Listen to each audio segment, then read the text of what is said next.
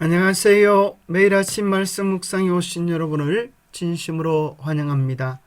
3월 5일 목요일 사람의 계명.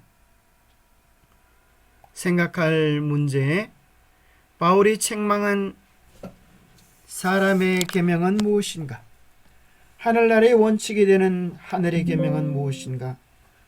오늘 우리에게 주는 교훈은 무엇인가?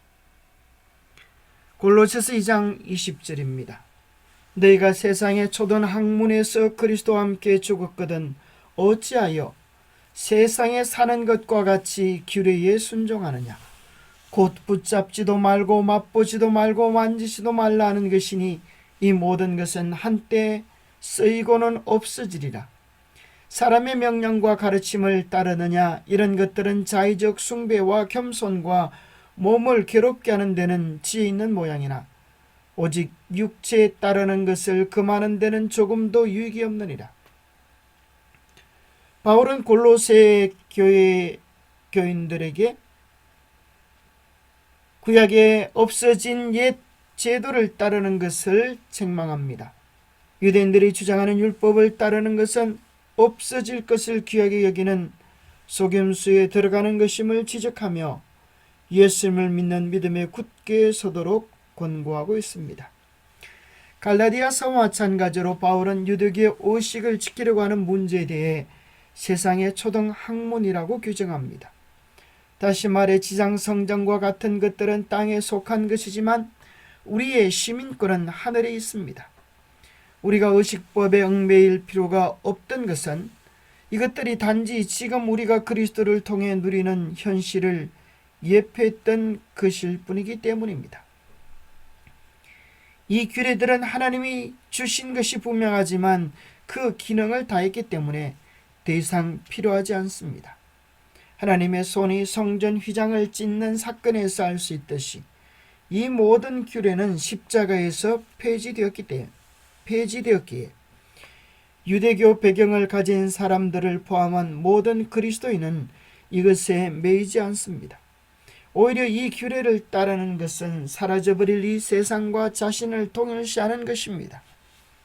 그것은 그리스도 안에서 약속된 새 세상과 배치되는 것입니다. 그렇다면 우리가 마땅히 따라야 할 하늘나라의 원칙이 되는 하늘의 계명은 무엇입니까? 예수님께서 마태복음 22장에서 말씀하셨습니다. 내 마음을 다하고 목숨을 다하고 뜻을 다하여 주 너희 하나님을 사랑하라 하셨으니 이것이 크고 첫째 되는 계명이요 둘째도 그와 같으니 내 이웃을 내 자신같이 사랑하라 하셨으니 이 두 계명이 온 율법과 선지자의 강령이니라. 예수님은 우리가 마땅히 지키고 따라야 할 하나님의 십계명을 둘로 요약해 주셨습니다. 바로 하나님의 사랑과 이웃 사랑이고 이것이 온 율법과 선지자의 강령 가르침의 핵심이라고 말씀하십니다.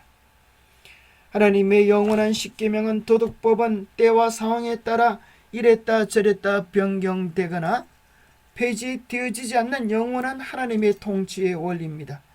그 통치의 원리는 하나님의 품성과 마찬가지로 사랑입니다. 그것이 결코 변화되어지지 변경되어지지 아니했음을 확정하는 구절을 계시록 11장 19절에서 발견하게 됩니다.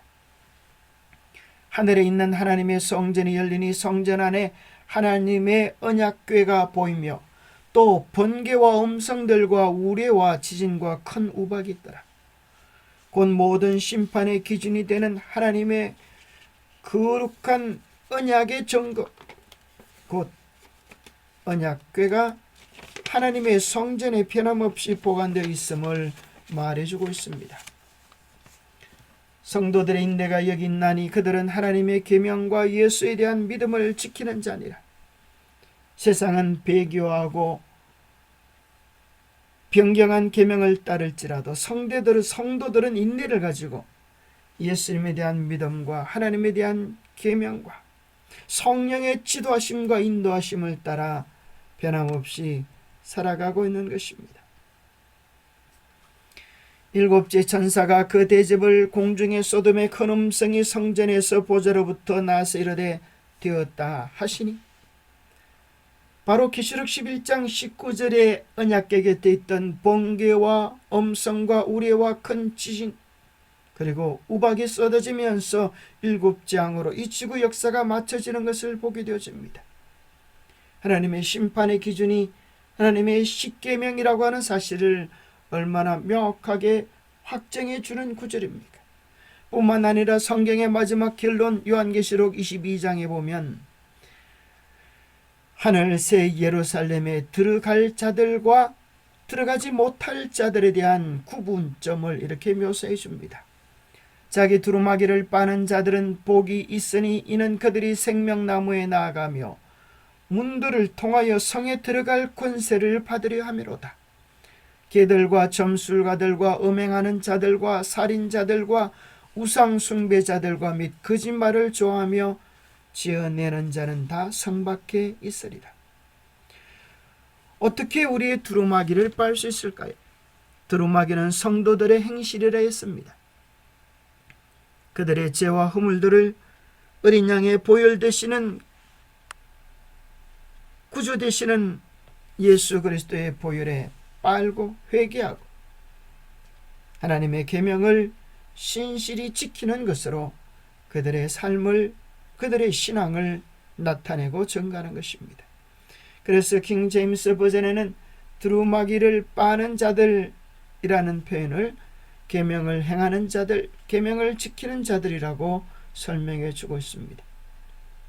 바로 그 다음 구절이 바로 그것이 하나님의 계명을 지키는 것과 연관되어져 있음을 확인해 줍니다.